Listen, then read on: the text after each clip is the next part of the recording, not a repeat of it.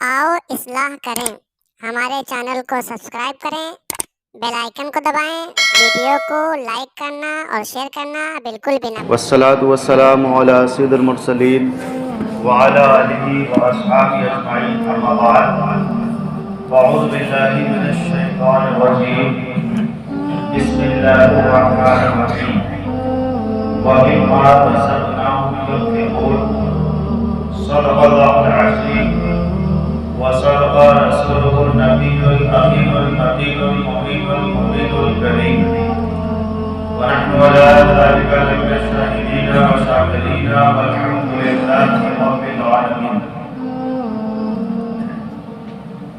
میرے عزیز ساتھیوں، آئیے ہم راز سے پہلے گنبد خضرا میں آرام فرمانے والے آقا کی بارگاہ میں والے نام داد محبت کے ساتھ درود شریف کا عادیہ نشاور کریں۔ قائل باز بلند اللہم صلی علی سیدنا و شفیعنا کریمنا بیانا مولانا محمد بارک وسلم، صلو علیہ صلاۃ و سلام علیک یا رسول اللہ یا نبی اللہ یا حبیب اللہ صلی اللہ علیہ وآلہ وسلم۔ اللہ رب العزت نے قرآن مجید قرآن حکیم میں ارشاد فرمایا وَمِمَّا رَزَقْنَاهُمْ يُنْفِقُونَ، اور متقی وہی لوگ ہیں جو ہمارے جو دیے ہوئے رزق میں سے وہ ہمارے راہ میں خرچ کرتے ہیں۔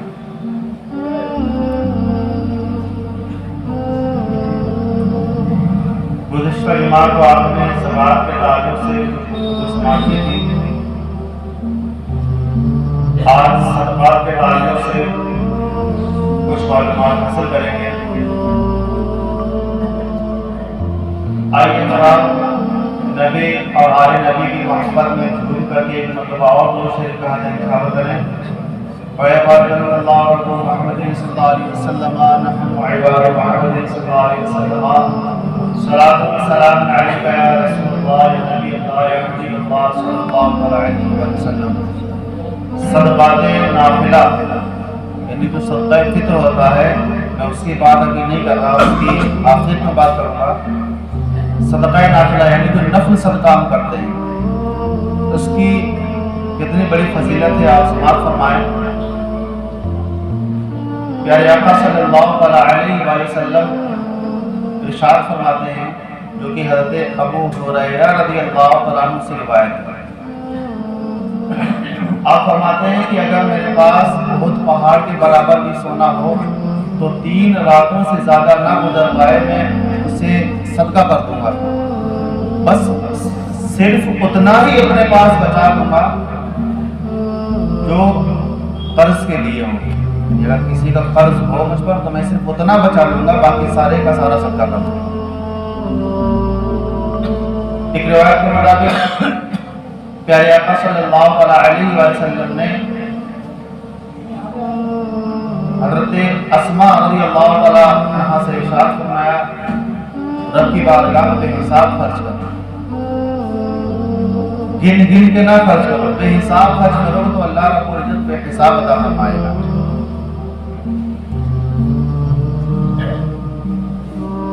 اور مسلم شریف کی حدیث پاک حضرت ابو ہریرہ رضی اللہ تعالیٰ عنہ سے روایت ہے،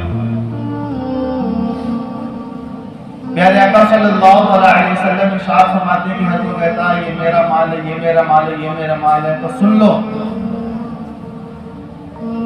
صرف 3 قسم کا ہی تمہارا مال ہے۔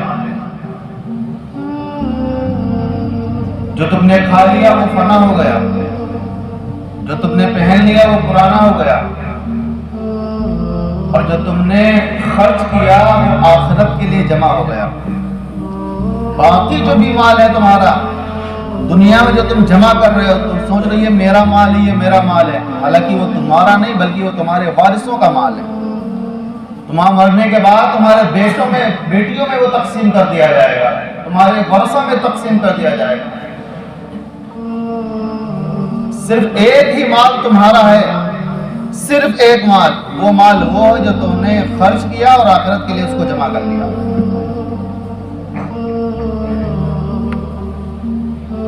اور مسلم شریف کی ایک اور حدیث پاک ہے جو یہ بھی حضرت ابو ہریرہ رضی اللہ عنہ سے روایت ہے، کہ فرماتے ہیں کہ کوئی دن ایسا نہیں ہوتا کہ صبح ہوتی ہو مگر 2 فرشتے نازل ہوتے ہیں. ان میں سے ایک کہتا ہے اے اللہ خرچ کرنے والے کا بدلہ دے، اور دوسرا کہتا ہے اے اللہ روکنے والے کو تلف کر.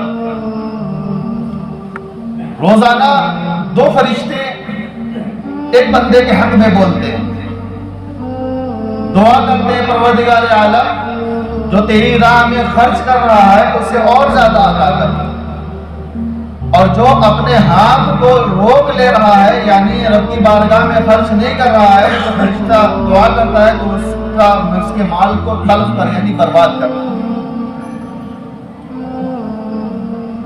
تو اس سے آپ اندازہ لگا سکتے ہیں کہ صدقات نافلہ جو رب کی بارگاہ میں خرچ کیے جاتے ہیں وہ کتنے مقبول ہوتے ہیں کہ فرشتے بھی اس میں اضافہ کی دعا کرتے رہتے ہیں.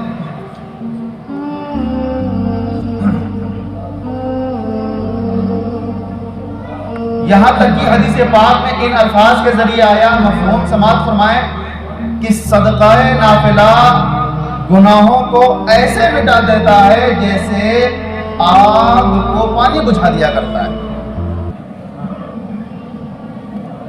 آپ اندازہ لگا سکتے ہیں کہ یہ صدقات ہمارے لیے کتنا نفع بخش ہوا کرتے ہیں اور کتنا فائدے مند ہوا کرتے ہیں. ہم بظاہر اپنی جیب سے پیسے نکال کر کے تو راہ خدا میں خرچ کر دیتے ہیں. بظاہر ہمیں یہ نظر آتا ہوگا یار ہمارے پاس 100 روپے تھے ہم نے 10 روپے دے دیے ہمارے پاس 90 بچے، لیکن اسی 90 میں اللہ رب العزت اتنی برکتیں عطا فرماتا ہے کہ تم نے جو 10 خرچ کر دیے اس کا 70 گنا عطا فرماتا ہے. سبحان اللہ. برکت بڑی چیز ہے. اگر ہمارے 50 روپے میں برکت ہے تو یقیناً وہ ہمارے نہ جانے کہاں سے کہاں کام پیسوں سے چلتا ہوا نظر آئے گا. لیکن اگر ہمارے پیسوں میں برکت نہیں ہے تو 50 ہی کیوں نہ بلکہ 500 کیوں نہ ہو لیکن وہ ایسے خرچ ہو جائیں گے جیسے ابھی ہاتھ سے نکلے اور ابھی ختم ہو گئے، کچھ اندازہ نہیں. تو برکت یہ بڑی چیز ہے، برکت یہ مین چیز ہے، اہم چیز ہے. اگر ہمارے پیسوں میں ہمارے مال میں برکت نہیں تو ہم کتنا بھی مال جمع کر لیں وہ اتنا نفع نہیں پہنچائے گا، اتنا فائدہ نہیں پہنچائے گا جتنا کم مال کم پیسے بابرکت پہنچا دیا کرتے ہیں. اس بات میں یہاں تک آیا کہ اللہ کے رسول صلی اللہ علیہ وسلم نے ارشاد فرمایا کہ اگر کسی کے پاس کروڑوں ہوں وہ اس میں سے لاکھ خرچ کر دے اور کسی کے پاس صرف 2 ہی ہوں وہ اس میں سے 1 خرچ کر دے اور صرف 1 بچائے اپنے لیے تو یہ 1 خرچ کرنا لاکھ خرچ کرنے سے افضل ہے. کیوں بتایا؟ یہی نہ کہ اس نے سب کچھ دے دیا صرف آدھا بچایا اور اس نے تو 1 لاکھ نکالا تھا لیکن اس کے بعد ابھی لاکھوں اور موجود ہیں. تو اہم چیز ہوتی ہے برکت. قیمت مال کی زیادتی پر نہیں ہوتی، اتنا نفع نہیں ملتا جتنا کم مال میں برکت سے ملا کرتا ہے. دعا کریں اللہ رب العزت ہمیں کم مال عطا کرے لیکن برکت والا عطا کرے. یہ ہمارا طرز عمل ہونا چاہیے، ہماری زندگی میں ہونا چاہیے کہ ہم آج تو ادھر سے بھی کما لیں ادھر سے بھی کما لیں یہاں سے بھی حاصل کر لیں، اچھی بات ہے لیکن حلال و حرام بھی کوئی نام کی چیز ہوتی ہے نا. ہم مال جمع کرنے کے چکر میں مال حاصل کرنے کے چکر میں ہم یہ تک بھول گئے یار یہ تو ناجائز طریقہ ہے، یہ تو حرام طریقہ ہے. اس طریقے سے اگر ہم مال حاصل کریں گے تو ہمارا مال حرام ہوگا. افسوس صد افسوس کچھ تو صرف اسی سوچ میں لگے رہتے ہیں کہ ہاں پیسہ آئے طریقہ کون سا ہے اس کی فکر نہیں کرتے. اب طریقہ بھی اہم چیز ہے، صرف کمانا ہی جو حلال اور جائز طریقے سے ہوگا یقیناً ان پیسوں میں اللہ رب العزت برکتیں رکھے گا. ایسا راستہ اپنائیں جو اللہ اور اس کے رسول کو راستہ پسند ہو پیسے کمانے کا. اللہ کے رسول صلی اللہ علیہ وسلم نے ارشاد فرمایا ہر شخص قیامت کے دن اپنے صدقہ کے سائے میں کھڑا ہوگا. وہ آپ قیامت کا منظر یاد کریں جو 50,000 سال کے برابر ہوگا. دھوپ بالکل سر پر, پسینہ میں پورا انسان تر ہوگا, پسینہ بے حد بدبو گا. یہ دنیا کا پسینہ کی بدبو کیا ہے؟ کچھ نہیں. لیکن جو صدقہ اللہ کی راہ میں خرچ کرتا ہے نا, تو پیارے آقا ارشاد فرماتے ہیں قیامت کے دن, وہ قیامت کا دن جو 50,000 سال کا ہوگا, آقا ارشاد فرماتے ہیں قیامت کے دن بندے کے لیے صدقہ سایہ بن کے کھڑا ہوگا. اور اس وقت تک وہ سایہ سر سے نہیں ہٹے گا جب تک لوگوں کا پورا حساب و کتاب مکمل نہ ہو جائے گا. یعنی شروع سے آخر تک یہی صدقہ نافلہ ہمارے سر پر سایہ فگر ہوں گے. گویا دھوپ سے ہمیں بچائیں گے, اور جب ہم دھوپ سے بچیں گے تو یقیناً ہمارے جسم سے پسینہ بھی نہیں نکلے گا. تو صدقہ بڑی اہم چیز ہے. اور ایک حدیث پاک میں پیارے آقا صلی اللہ علیہ وسلم ارشاد فرماتے ہیں کہ جب آدمی صدقہ کرتا ہے نا, صدقہ اپنی جیب سے نکالنا کوئی بڑی بات نہیں ہے. ہر کسی کے جیب سے پیسے نہیں نکل پاتے ہیں. کیوں نہیں نکل پاتے ہیں؟ سنیں حدیث پاک. پیارے آقا صلی اللہ علیہ وسلم ارشاد فرماتے ہیں کہ آدمی جب کچھ صدقہ نکالتا ہے, یعنی جو کچھ بھی صدقہ نکالتا ہے, وہ 70 شیطان کے جبڑے کو چیر کر کے نکالتا ہے.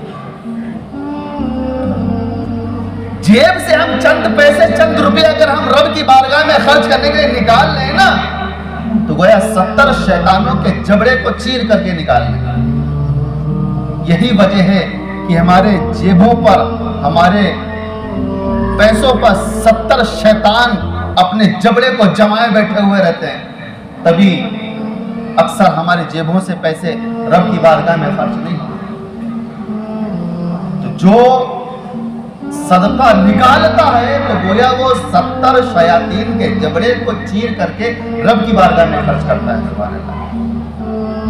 اور ایک اور حدیث پاک جو رسول اللہ صلی اللہ علیہ وسلم ارشاد فرماتے ہیں کہ صدقہ یہ اتنی اہم چیز ہے کہ 70 برائی کے 70 دروازوں کو بند کر دیا کرتا ہے. برائی کے 70 دروازے, صرف 70 برائی نہیں بلکہ برائی کے 70 دروازے اللہ رب العزت صدقہ کے ذریعے بند کر دیا کرتا ہے. اگر کوئی بندہ صدقہ کرتا ہے تو گویا اللہ رب العزت اس کے لیے 70 برائیوں کے دروازے کو بند فرما دیا کرتا ہے. اور ایک اور حدیث پاک حضرت ابو ہریرہ رضی اللہ عنہ سے روایت, پیارے آقا صلی اللہ علیہ وسلم ارشاد فرماتے ہیں جس نے حرام مال جمع کیا پھر اسے صدقہ کیا تو اس کے لیے کچھ ثواب نہیں بلکہ گناہ ہے. یہ بات یاد رکھیں اور اپنے دامن میں باندھ کر کے لے کے جائیں. رب کی بارگاہ میں خرچ کرنا ہے تو حلال کمائی سے خرچ کرنا ہے. یہ نہیں کہ ہم جوا کھیل کے پیسے اکٹھے کیے ہوں, یا سود سے پیسے اکٹھے کیے ہوں, یا IPL میں پیسے لگا کر کے پیسے اکٹھے کیے ہوں, یا اور کوئی ناجائز طریقے سے ہم پیسے کمائے ہوں. حلال کمائی نہیں بلکہ حرام کمائی ہمیں جمع کر لی ہو, اکٹھا کر لی ہو, اور پھر وہ ہم رب کی بارگاہ میں خرچ کریں اس نیت سے کہ اللہ رب العزت اس میں ثواب دے گا. تو سن لو, حدیث پاک ہے, پیارے آقا ارشاد فرماتے ہیں جس نے حرام مال کی کمائی سے صدقہ کیا تو گویا اس نے ثواب کی نیت سے کیا تو اسے ثواب نہیں ملے گا بلکہ اس کے لیے گناہ ہے. اگر رب کی بارگاہ میں خرچ کرنا ہے تو حلال کمائی سے خرچ کرنا ہے, اور یقیناً انشاءاللہ ہمیں حلال کمائی ہی کمانا ہے, کیونکہ یہی ہمارے لیے دنیا میں اور آخرت میں کامیاب چیز ہے. گویا ہم نے حلال کمائی کما لی, حلال کمائی کھائی, اور یہاں سے ایمان کی حالت میں چلے گئے تو ہماری زندگی سنور گئی. اور ہم حرام کمائے اور حرام کما کر کے کھاتے رہے، ہمارے جسم کے خون کے ہر قطرے میں حرام کمائی کی محنت ہو، تو یقیناً ہمارا یہاں جینا بھی بیکار ہے، اور مرنے کے بعد تو اللہ رب العزت حساب و کتاب تو لینا ہی ہے۔ کیا بندے کی اوقات کی وہ اللہ رب العزت کو حساب و کتاب دے سکتے؟ یاد رکھیں، یہ جو فضیلت بیان ہوئی صدقات کی، یہ صدقہ نافلہ ہے، یعنی نفل صدقہ ہے۔ نفل صدقہ کا حکم ہے آپ کسی کو بھی دے سکتے ہیں، غریب کو بھی، امیر کو بھی، مسجد میں بھی، مدرسے میں بھی، ہم جس کو چاہیں، بس شرط ہے کہ وہ مسلمان ہونا چاہیے۔ ہم جس کو چاہیں صدقہ نافلہ یعنی نفل صدقہ دے سکتے ہیں اور وہ ادا ہو جاتا ہے، ٹھیک ہے۔ اپنے گھر والوں یا اپنے بہن بھائی جو ہیں ان کو بھی آپ دے سکتے ہیں نفل صدقہ۔ ہاں، اب آئیں جو صدقہ فطر ہم ادا کرتے ہیں اس کے بارے میں کیا حکم ہے۔ زکوٰۃ کے تعلق سے جو نصاب تھا وہ گزشتہ جمعہ کو بتایا گیا، وہی نصاب صدقہ فطر کے واجب ہونے کا بھی ہے۔ عام طور پر کیا ہوتا ہے کہ غریب ہیں، کھانے پینے کی بھی دقت ہے، لیکن پھر بھی کیسا نہ کیسے انتظام کر کے صدقہ فطر ادا کرتے ہیں۔ یاد رکھیں، غریب پر صدقہ فطر واجب نہیں ہے۔ آپ ادا کر رہے ہیں تو یہ نفل ہوگا، واجب ادا نہیں ہوگا، کیونکہ آپ پر واجب ہی نہیں ہے۔ تو صدقہ فطر جو مالک نصاب ہیں ان پر واجب ہے، ان پر واجب ہے، وہ بھی اپنے اہل و عیال کی طرف سے، یعنی اپنا بھی دینا ہے، اپنے نابالغ بچوں کا بھی دینا ہے، چاہے وہ ایک ہی دن کا کیوں نہ ہو، ٹھیک ہے، ایک ہی دن کا کیوں نہ ہو، تو اپنے نابالغ بچوں کا اور اپنے طرف سے یہ مالک نصاب کے اوپر ہے۔ لیکن اگر کوئی بچہ بالغ ہو گیا ہے، اب وہ اپنا کام دھندا الگ کرتا ہے، تو اب اس کے اوپر واجب ہے۔ ہاں، اگر کوئی گھر کا مین بندہ سارے لوگوں کے پیسے نکال دے رہا ہے، سارے لوگوں کا صدقہ فطر نکال دے رہا ہے، تو جن جن پر واجب ہے ان کی اجازت ضروری ہوگی۔ اگر اجازت کے بغیر صدقہ فطر کر دیں گے، ادا کر دیں گے، تو ادا نہیں ہوگا، صرف اسی کا ہوگا، اکیلے کا جو مالک نصاب ہے، باقی گھر والوں کی طرف سے ادا نہیں ہوگا۔ تو سب کی اجازت، سب کی اذن ضروری ہے اس میں، ٹھیک ہے۔ اسی طریقے سے صدقہ فطر ہے کیا؟ تو 2 کلو 45 گرام گیہوں جو کم سے کم ہے، گیہوں یا اس کا آٹا، تو عام طور پہ ابھی فی الحال 60 روپے بن رہے ہیں، تو ایک بندے پہ 60 روپے۔ اب گھر میں جتنے بھی ہیں 60 پلس 60 پلس 60 پلس کر لیں، لیکن یہ یاد رکھیں جو مالک نصاب ہے ان پر ہی واجب ہے۔ لیکن اگر کوئی غریب ہے، خود دوسروں سے صدقہ لے رہا ہے، خود دوسروں سے زکوٰۃ لے رہا ہے، لیکن وہ بھی عید کے دن اپنا صدقہ فطر ادا کرنے میں لگا ہوا ہے، وہ نفل ہوگا، اس کا واجب ادا نہیں ہوگا، ٹھیک ہے۔ صدقہ فطر بڑی اہم چیز ہے۔ ایک حدیث پاک کے مفہوم کے مطابق پیارے آقا صلی اللہ علیہ وسلم ارشاد فرماتے ہیں کہ روزہ، یہ صدقہ فطر اگر کوئی ادا نہیں کرتا ہے تو روزہ یہ زمین و آسمان کے درمیان معلق رہتا ہے، لٹکا رہتا ہے۔ یعنی ماہ رمضان میں ہم نے روزے رکھے، اب عید کے دن اگر ہم نے صدقہ فطر نہیں ادا کی تو یقیناً یہ ہمارے روزے آسمان اور زمین کے درمیان معلق رہیں گے، لٹکے رہیں گے، رب کی بارگاہ میں قبول نہیں ہوں گے، مقبول نہیں ہوں گے۔ مقبول تبھی ہوں گے جب ہم صدقہ فطر ادا کریں گے۔ ہاں، یہ بات بھی سن لیں، یہ صدقہ فطر ہر اس کے لیے، کوئی یہ نہ سوچے یار ہم نے رمضان کے روزے تو رکھے نہیں تو ہم صدقہ فطر کیا ادا کریں، نہیں، صدقہ فطر کا میٹر الگ ہے، روزوں کا میٹر الگ ہے۔ روزے تم پر فرض ہے، نہیں رکھ رہے اس کی گنہگار ہوگی، اس کی سزا ملے گی، اور صدقہ فطر یہ الگ حکم ہے، یہ الگ واجب ہے۔ اسے ادا کرو گے تو الگ ثواب ملے گا، نہیں ادا کرو گے تو اس کا بھی الگ وبال آئے گا، دونوں الگ الگ۔ تو کوئی یہ نہ سن بیٹا یار ہمیں روزے رکھے نہیں تو ہم صدقہ فطر کیا ادا کریں، جب ہم نے رکھے نہیں تو کیا قبول ہوں گے؟ اور صدقہ فطر واجب کب ہوتا ہے؟ عید کے دن جب صبح صادق ہوتی ہے نا، فجر کا وقت شروع ہوتا ہے، اس وقت سے صدقہ فطر واجب ہو جاتا ہے انسان کے اوپر۔ اب دن میں وہ کبھی بھی ادا کر لے، عید کے دن اس کے پاس حساب کتاب نہیں بن پایا، الا ماشاءاللہ کسی کی بات نہیں بن پایا، زیورات ہیں، مال ہے، مال کے نصاب ہے، لیکن نقدی پیسہ نہیں ہے، اب کیسے دیں؟ ادھار بھی ادھر ادھر اگر مانگ رہے ہیں تو کوئی دینے کے لیے تیار نہیں، تو اب کیا کریں؟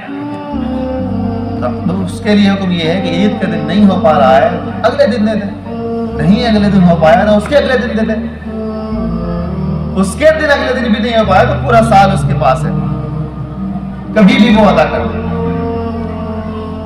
اور آئندہ عید آنے کے بعد اگر وہ چاہے تو آئندہ عید میں بھی، آنے والی عید میں بھی وہ ایک ساتھ ادا کر سکتا ہے۔ اگر اس کے پاس اس وقت بھی نہیں ہے تو اس کے پاس پوری زندگی میں جب بھی من پڑے، جب بھی پوری زندگی میں اس کے پاس ہو جائے وہ صدقہ فطر ادا کر دے۔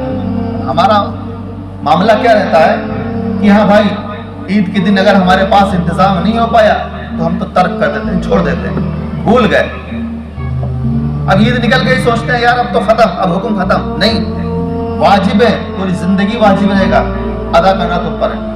اور یہ ایسی چیز ہے، یہ ہم چاہے جب ادا کریں، یہ ادا ہی ہوتا ہے، قضا نہیں ہوتا ہے۔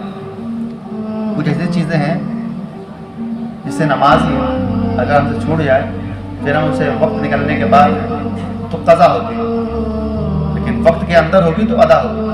تو یہ صدقہ فطر جو ہوا کرتا ہے اس کے تک حیات زندگی ہے، جب تک انسان زندہ ہے تب تک اس کی مدت ہے، اس کا وقت ہے، تو آپ زندگی میں کبھی بھی ادا کریں گے تو یہ ادا ہی ہوگا، قضا نہیں مانا جائے گا۔ قضا کیا ہوتا ہے؟ قضا میں ثواب تھوڑا کم ہو جاتا ہے کیونکہ وہ بھرپائی ہوتی ہے ادا کی، لیکن ادا میں مکمل ثواب ملتا ہے۔ ہاں عید کے دن بہتر ہے، اگر نہیں بن پا رہا ہے کسی کا حساب کتاب تو وہ زندگی میں کبھی بھی ادا کریں، لیکن یہ بات یاد رکھیں زکوٰۃ اور صدقہ فطر اگر ہم کسی کو دے رہے ہیں تو وہ ہم صاحب ایمان کو دیں، اور جو غریب اور فقیر ہو، مالدار کو نہ دیں۔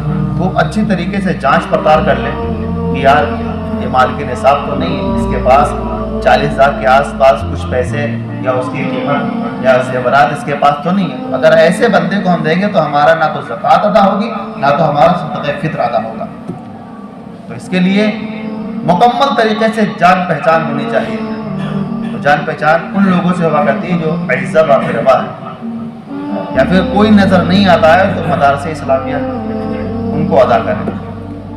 اور ویسے بھی مدرسوں پر اب تو بہت بڑی آفت آئی ہوئی ہے، تقریباً 16,000 مدرسے، جس میں سے 560 مدرسے جو بالکل سرکاری ہیں، ان کے جو اساتذہ ہیں ان کی تنخواہوں کو روکنے کا حکم جاری کر دیا گیا ہے۔ اب سوچیں یار ایک استاد مدرسے میں پڑھا کر کے اپنا گھر بار چلاتا ہو اور پھر اس کی آمدنی پر روک لگا دی جائے، پھر وہ کیسے اپنے گھر کے حالات کو سنوارے گا، کیسے اپنے گھر کے ماحول کو چلائے گا؟ تو تقریباً 9,600 کچھ اساتذہ جو ہیں جو مکمل سرکاری ہیں، یعنی تقریباً 10,000 کے آس پاس اساتذہ کی تنخواہوں پر روک لگا دیا گیا۔ اور جو مدرسے وقف بورڈ سے ملحق ہیں، منظور شدہ ہیں، وہ تقریباً 10,000 کے آس پاس ہیں، یعنی کچھ مکمل سرکاری ہیں اور کچھ صرف ملحق ہیں، یعنی رجسٹریشن جسے کہتے ہیں وہ کیے ہوئے ہیں۔ تو سب ملا کر 16,000 کے آس پاس مدرسے جن پر کڑی نظر ہے۔ اللہ رب العزت مدارس اسلامیہ کی حفاظت فرمائے۔ لیکن ہمارا ماحول کیا ہے کہ ہم آپس میں ہی تھوڑی سی باتوں پر آپس میں نہ اتفاقیہ کیے ہوئے بیٹھے ہوئے ہیں، یار وہ ایسا ہے وہ ویسا ہے، اس کے اعمال یہ ایسے ہیں، وہ ویسا ہے، اس سے اس کے تعلقات ہیں، تو ہم اسی میں پھنس کر رہ گئے ہیں۔ اور حکومت کو جو کرنا ہے وہ اپنا کام انجام دے رہی ہے۔ اللہ رب العزت ہماری سوچوں کو بلند فرمائے، ہمیں عقل سلیم عطا فرمائے، ہمیں مل جل کر کے اتحاد کے ساتھ، محبت کے ساتھ زندگی گزارنے والا بنائے۔ استغفر اللہ ربی من کل ذنب و اتوب الیہ۔ السلام علیکم ورحمۃ اللہ تعالیٰ وبرکاتہ۔